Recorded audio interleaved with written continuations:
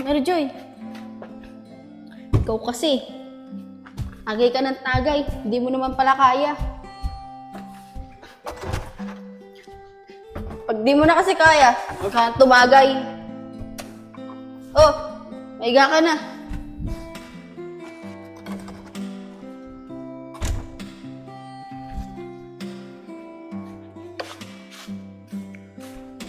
Oscar, asa yung dalawa? Uwi na rin ako maya-maya. O sige, magpapahinga na rin ako sa loob ng bahay namin Si Mary Joy, ayan sa kubo. Kung gusto mo magpalipas, tsaka na lang din. Sige.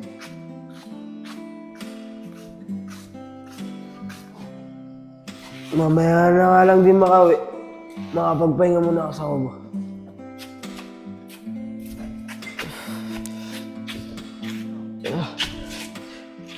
Dito na ako magpahinga. Wala naman palang tutulugan dito Ito. Pinto. Uy. Tama. Tulog na tulog si Mary Joy. Makakatabi na ito sa pagtulog ngayon.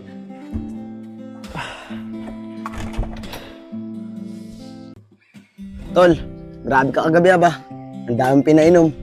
Alos di ko na nga alam kung ano ginagawa ko. Pero, ano na ba nangyari? Tol, di ko rin alam Pero pagkakatanda ko, may ginagawa si Oscar kay Mary Joy na hindi maganda. Oo, Tol. Natatandaan ko na. Pero dapat malaman to ng tatay ni Mary Joy para maturuan si Oscar ng leksyon. Tol, wait lang. Huwag muna natin sabihin to sa tatay ni Mary Joy. Di ba kauwi lang ni Oscar? Sigurado ako, maraming pera yun. Gayag, mukhang maganda yung iniisip mo Sige, kung ano man yan, ipagpatuloy mo. Hoy, Yayag, Apong, umaga na si Mary Joy umuwi Galit na galit yung tatay ko. Kasamahan niyo ba siya kagabi? Oo, Chen. Samahan niya namin kagabi yung kapatid mo. Birthday kasi ni Yayag Nagkainuman kami. Pero pagkakatanda ko, yung kapatid mo, doon ata natulog sa kubo nila Mariel. Mas magandang tanungin mo yan, tungkol sa bagay na yan, si Mariel. Kayong dalawa, siguraduhin niyo lang na totoo ang sinasabi niyo Sa oras na malaman kong nagsisinungaling kayo, susumbong ko kay tatay. Ano ko ba naman, Chen? Magsisinungaling ba naman kami sa'yo? Kaibigan namin yung kapatid mo. Kaya nga, Chen, lahat ng sinasabi namin sa'yo, totoo. Na doon nga natulog yung kapatid mo, sa kubo nila Mariel. Siguraduhin niyo lang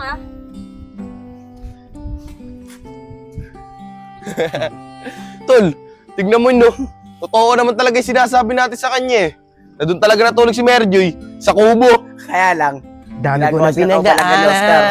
Hindi yung Mga tol! Talabong, Tolayag, grabe kagabi Ang dami natin nainom. Nalasing nga ako Tol Yayag kasi, bili pa ng bili. Siyempre naman, Tol. Isa lang tayo mag-birthday. Kaya kailangan sulitin. Pero Oscar, masaya ata ngayon Dahil pa nanalo sa loto. Siyempre naman mga tol, ngayon na lang ulit tayo nagkasama-sama Lalo na, napakasaya pa ng birthday ni Yayag kagabi. Oscar, sigurado ka bang inang dahilan kung bakit masaya ka ngayon? Mga tol, teka nga lang, kanina ko pa kayo napapansin Para may tono yung pananalita niyo Ano bang ibig niyo sabihin? Oscar, huwag ka na magmangmangan.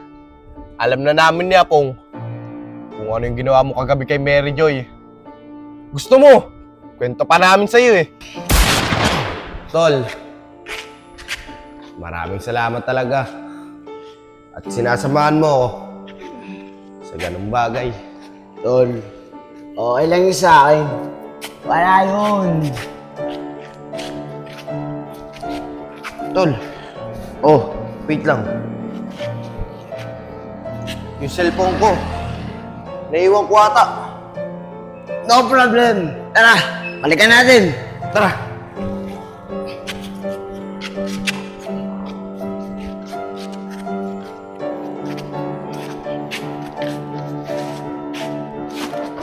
Tol, eto na pala yung cellphone mo Ano na nga, Tol? Tol, teka lang. Napag-iisip-isip ko. Kaya muna tayo dyan sa kubo nila Mariel. Baka mapagtripan pa tayo sa kalsada eh. Tama ka nga, tol. Tara! Tara.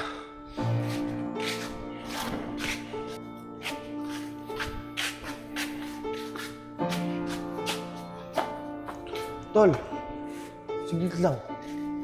Ano yun?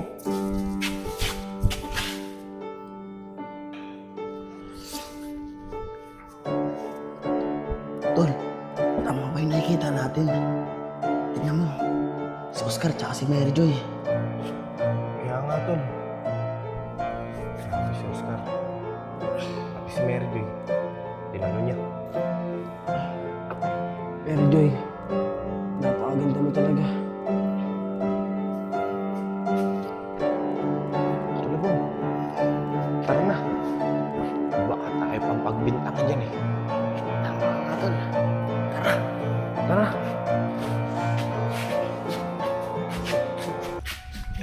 Oscar, ngayong alam mo na, madali naman kami kausap ni Hayag eh.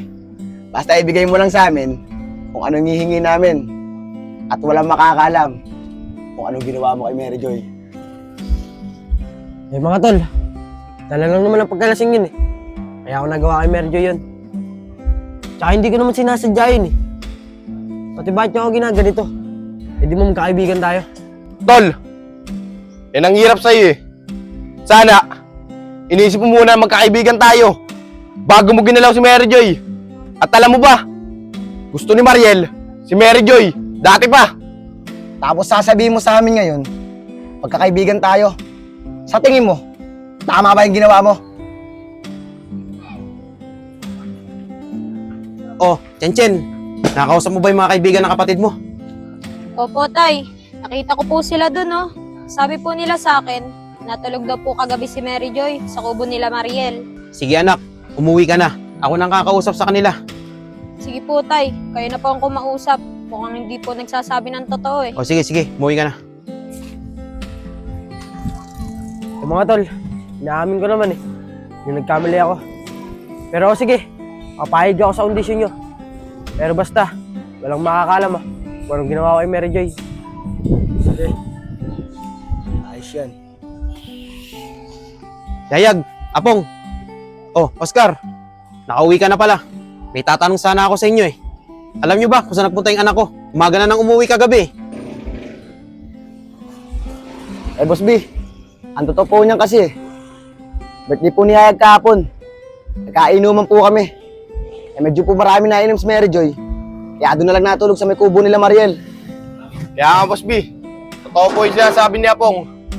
Kesa naman po mapapano yung anak nyo. Kaya inayaan na lang po namin magpahinga doon sa kubo nila Mariel. Di ba nga, Oscar? Oo po, Boss B. Sige mga bata, kilala nyo naman ako pag ako nagalit. At ang ayoko sa lahat, yung nagsisinungaling. Pero sige, maniniwala ako sa inyo. At sa susunod, ayoko na maulit yung bagay na ganyan ha. Sige po, Boss B. Kilala naman po namin kayo eh. Hindi po kami magsisinungaling sa inyo. Opo, Boss B. Hindi na po mauulit yung nangyari. O sige mga bata, naiwan ko na kayo. May pupuntahan pa ako eh. Sige po. Iingat po kayo. Oscar, pasalamat ka. Hindi namin sinabi sa tatay ni Mary Joy kung ano yung ginawa mo sa kanya. At sa tingin ko lang, kung sinabi namin sa tatay ni Mary Joy yun, may pagkakalagyan ka. Ano? Mamaya kailangan namin ng ganito. Hayag, tara na. Sige mga tol, bibigay ko sa inyo mamaya. Mary Joy, anong oras ka na nakauwi kanina? Hindi na kasi kita naabutan sa kubo eh. Pagising ko. Mariel, umaga na ako nakauwi. Kinagalitan nga ako ni tatay eh. Galit na galit siya. Pero, pagising ko nung umaga, nakataas na yung damit ko. Hindi ko na kasi alam kung ano yung nangyari. Lasing na lasing ako, ang dami kong nainom. Mary Joy, di ko na rin alam yung nangyari eh. Pero pagkakatanda ko, sinamahan kita sa loob ng kubo para makapagpahinga. Pagkatapos nun, pasok na rin ako sa bahay namin. Pero, ano yung ibig mo sabihin? na nakataas na yung damit mo paggising mo. Di ko nga rin alam, Mariel eh. Paggising ko, nakabaliktad rin yung pants ko. Mariel, baka ikaw may kagagawan nun. Umamin ka na. Aba, Mary Joy, hindi ko magagawain sa'yo. Kahit ganito ako, mataas ang respeto ko sa'yo. Eh Mariel, sinisigurado ko lang naman eh.